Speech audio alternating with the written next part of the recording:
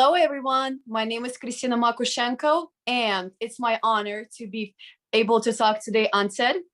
Originally, as I said, I'm from Moscow. At the age of 2, me and my family, we decided to move to Atlanta. My dad was working, and me and my mom stayed in an apartment, but luckily, we had a swimming pool. So a little like over a month after we moved, we went to the pool for a couple of times. And one time, my mom with me, we were in the water. She turned around and she didn't see me. She was like, where did I go? Did I drown? And then she see me, came up on the surface of the water and playing around, swimming down and up by my own. And no one never thought me. And I was just 2 years old. My mom quickly just swam to me, grabbed me and asking like, am I okay? Is everything is fine? I was like, yeah, I'm just playing in the water. My mom was like, no one didn't teach you. I'm like, yeah, I'm just playing in the water. I feel so good. It's so fun. So until 5 years old, before I went to the kindergarten, we used to go so much to the pool. I learned by myself how to swim, not professionally, but to make sure I'm floating in the water. No one did it thought, as I said, and that was so magical that that's my mom would thought. And then when I turned 6 years old, we moved back to Moscow. And then when I went to the first class, my parents were thinking, which sport should I do? My family always wanted me to do swimming since they saw I had a talent for swimming, but they never thought about synchronized swimming because they never heard about it. And then my mom took me to the tryouts for swimming from the first time they took me. And then for like, I think after the first 3 weeks, my coach asked my mom if I would like to do a regular synchronized swimming. My mom was like, what is it, the synchronized swimming? She's like, well, I saw your daughter whenever we play music, she like goes underwater, having fun and doing some dance moves. And I just think she have like that, like that personality that will match more synchronized swimming. Also, I tried to do with her splits and she did them perfectly. My mom like splits, no one never stretched her. She's like, yeah, I think she's naturally double jointed and she have talent for it. Then my mom the next day took me to the synchronized swimming tryouts and they took me as well. Then my mom sat me with me and my family at home asking me, Kristina, what do you want to do? Synchronized swimming or regular swimming? I was like, I think synchronized swimming is more fun. It's like dance in the water. I feel so great. I love music. There's so many girls. We do so many different things. And at the age of 6, that's when my journey started as a synchronized swimmer. First, when I was 6 years old, I was training only 5 times a week with the girls my age. Couple months after, they moved me to the age of 7 and under. That's a lot for synchronized swimming difference, being 6 years old and 7. And after the first year of doing synchronized swimming, I had my first competitions. I remember back in the day, we had like 4 different types of competition on land and the water and something else. And I know that my first competition, I brought home 4 gold medals. And I know I wasn't even like understanding what are those medals. I was so excited they gave me candy for that. I'm like, I want to beat my friends for the next competition so I can get those bag of candies. My mom was so in shock that with the girls 7 and older and younger, I got first place. So then in a couple years, when I was 8 years old, I would start training with the girls that were 11 years and younger. That was a big difference, but genetically I was tall enough to be able to be with the older girls. So at the age of 11, I already started training for 6 times a week. I think it was like around 3-5 hours. And also I had to sacrifice my school because in Russia, if you want to be professionally in sport, you either choose sport or you go to the school. You can't go to the school every day and be a great athlete. So it was a little bit tough because, whenever like I will have a lot of practices, I won't have enough time to be able to learn. So I remember starting, I think like 10 years old, whenever I get back home and having my dinner, my mom, which I'm really thankful for that, she will read the books to make sure I catch up on my school. So basically while I had dinner and before I go sleep, my mom quickly, because I had no time myself, would read me the main things that I should know for that age, whatever in which grade I was. So the first biggest competition was at age of 13. When I was 12, I was in the best team of Moscow. In Moscow, we have the best synchronized swimming. When I was 11, I moved to another team, which we had like 2 best teams. From one, I moved to another one. It was a little bit tough because the girls, we started like competing towards each other with my friends, and that was a little bit mentally hard for me, but I still was trying to go through it because that was better for my athletic career. At age of 13, as I said, I first performed at my European championship, and I remember we won four gold medals. That I was so exciting. That's for the first time I saw another girls from different countries. I got so many friends. I remember we all shared the Facebook. It was super exciting. And then at age of 15, I had my first world championships. And then at age, I believe 16, I had another world championships as well. So in total, I became as the 4-time world champion, 2 times European champion in synchronized swimming.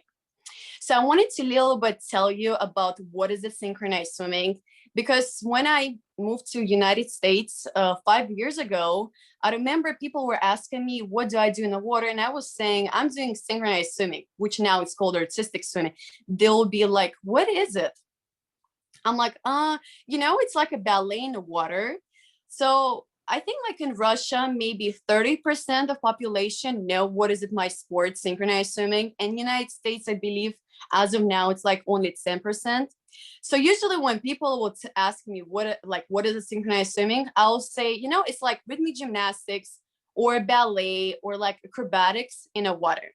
So in synchronized swimming, we have different types of teams. We have a regular team, which is 8 girls. We have a combo, which is 10 girls. We have a duet, which is 2, and solo. And yeah, as strange as it is, you will think synchronized swimming have to be synchronized. Really not. Because myself, as I think like age of 10, I was doing mostly solo and team. Team we have to do, and solos usually do girls that are like more flexible, more like feeling themselves to express themselves in the water. So I honestly always love to do solo because luckily I was naturally born flexible, as I said before, double jointed. So everything was pretty easily coming to me. So I think that's why when I was little, I always was with the older girls because I was always taller and things were coming quickly to me. I naturally float. Like it doesn't matter what you will do with me. I will just stay on top of the surface. I blow air out where I have the air in me, I still will float. And I'm also flexible. And another one is that I have a very like good naturally hearing for the sport, because in my sport, we either counting or go by the music, which is really hard to do by the music. You have to, without counting, feel the beat of the music to make sure you always go on the right counting. Whenever we do our practices or our programs, we do have an underwater speaker. When you do solo, you can do maybe without a music too, but with a team, you do need to have an underwater speaker. So 8 girls will be synchronized. So usually we will train a team for, like our programs are usually 3 minutes, and per practice we'll practice like maybe for like 1 hour first part, second part, and third part. So it's like beginning, middle, and the end. So synchronized swimming in Russia, it's one of the main sports, even though not a lot of people know it. But Russia takes, I think, for over like 15 years, first places on Olympic Games, Worlds, and European Championships. And why? Because I think we're the only team who train up to 10 hours. Because once I remember I made the tryouts, my first time when I was 13 years old, I was so surprised. We went to the camp away from my parents. We stayed there for 2 months before the competitions. I remember the first ones I had, they were in Greece. So we used to train up to 10 hours at age of 13, 10 hours per day. So usually how our practices will go, it will be 1 or 2 hours on land. Then we will do speed swimming, then warm up, and then we will do our figures and routines. Also in synchronized swimming, we have a word called figures. What is it, figures? So usually I'll say in Russian. So usually we have a Russian games. In Russian games, there's a lot of girls from different cities. They all travel to Moscow because that's our capital and capital for synchronized swimming as well. It's the strongest teams over there. Like 300-400 girls will travel and they will compete in figures. Figures, it's like a small elements which from 30 seconds to 1 minute. Let's say you can lay down your stomach, go upside down, bring one leg up, then you can go to the split, bring the other leg up and come out. Like, it seems like easy movements, right? But the longer you do, the better score you will get. So usually we have, I think, 8 figures, and each competition is different ones. Per competition, we have 4 figures. So whoever gets in top, I believe now in top 20 in Russian games, those are the girls who will go to the next round for the tryouts. Whichever 20 girls are got the 21st places, we have a speed swimming. In synchronized swimming, our practices, as I said, always in the water, starts with speed swimming for minimum 1 hour, because that's an endurance. I will go to that a little bit later about the endurance. So the speed swimming will be 100 meters and 300 meters. The 300 meters called hypoxia. Hypoxia, it's a butterfly, freestyle underwater, repeating 3 times. So whoever gets in top 15 goes into the last round. Last round will be again figures. So first is figures, then speed swimming, and then figures again. And whoever gets the top 12, those are the girls who will go into the national team. As I said, the teams usually 8 and 10 girls. So we always have 2 in case something will happen with the main girls. After we compete the tryouts, we already know who will go for the Worlds or European Games. Maybe I think in a month, we all go to the one place a little bit out of the Moscow, and we stay there. We all can be from different cities like Moscow, St. Petersburg, somewhere else. We all stay in one place for 2 months, train together. We have to get used to each other, like have the connection between each other. And then we travel to international competitions. At age of 13, I remember I first time won my first place in solo. I was so exciting. I was so like exciting about it, because when I went to the pedestal, my GIMP for Russia was playing, and I remember it was so emotional for me. And those girls whom I met, I remember at 13, they like became my family. And I think it was like almost the same girls for the next my games and the other games as well. So I'm like, underwater videos? Okay, sure. So I was playing around, learning, not knowing what I can do. And then I did like a couple of videos. I posted them on my TikTok. I wasn't really using TikTok at that time. And I remember one of my videos got like 100,000 views. I was like, what? Wow. I told my mom, I'm like, Mom, I got 100,000 views. She's like, really? Because everything I share with my mom, she helped me with my school, as I said before. She was the one who take me to the practice and wait me for like 5 or 10 hours in a pool. Yes, she maybe will go somewhere, but she will go back until I was like 15 years old. That's when I started going to my practice by myself. So going back to the videos, I was like, maybe I will continue to do some videos that will also get me back in shape, because when the pandemic started, the pools were closed in Florida, and I wasn't really training in the pool for like almost a year, like literally almost a year. So I did a couple more videos, and then one time I saw a guy with a Beyonce song, had a heels on, and it was like a remix, I believe, of Beyonce music, and he was like tapping on the beat so well. I don't know, I watched it like 10 times. I was so inspired. I'm like, and I also had a heels, which I was thinking I should throw them away. And then I'm like, what if I try to put them underwater? I like asking my mom, should I try to do them underwater? She's like, yeah, go for it. So I'm like, okay. I went to the pool. I don't have myself a speaker, so all of my videos I do without a sound. I played like, I think 3 or 4 times on a pool deck, the music, so I can remember it. As I said before, I memorized really well the beat. I put on the heels, I was playing around, and one time by accident, I did a 360 walk around myself. I was like, ooh, that was strange. And then I looked at the video, I was like, wow, that looks so good. And I'm like, I think I was a little bit off on the music.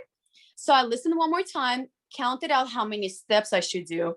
I did like a couple of times. I went home, played with the music, posted on my TikTok, and then all of a sudden, in next 30 minutes, I got like, I remember 1 million views. I was like, what? Then like, I remember the next day I got 10 million. And then within a couple of days, I got 15 million. And now that video is 28 million views. So people know me for the person who walks underwater with the heels on. So that was my most viral video. After that, I also did a moonwalk from Michael Jackson. and some other remix, which also got really popular. I think it's at 29 million views right now on Instagram. That's the one when I do couple steps on the surface and then I go all the way back. Also, I wanted to share with you guys a little bit how I record my videos. So I got a lot of questions about how do I record it. No one doesn't record my videos. I just simply use a tripod. I put GoPro in it and I place it underwater. By now, I already know, like when I usually do in a public pool and they have a lane lines, I know where I'm gonna place it, how far away should I go. I listen to my music and I just go ahead and do my videos. So also I got a lot of questions. How do I stay underwater? To be able to do all those videos that I do blow all air out completely out of me. I go underwater and stay at the bottom of the pool. But now, if you see me moving my hands like this, it's me trying to stay with the air in me, somewhere in the middle of the pool without floating up and down. I also get a lot of questions about those sculling. It's called sculls in my sport. That's my knowledge from my athletic career. So because of those arms, I can take my legs up out of the water, being upside down. I can stay in the middle without any struggle. So that was about my underwater videos. And also, I'm really, really thankful that I'm able to talk today on TED. Thank you so much for watching me, everyone. Bye.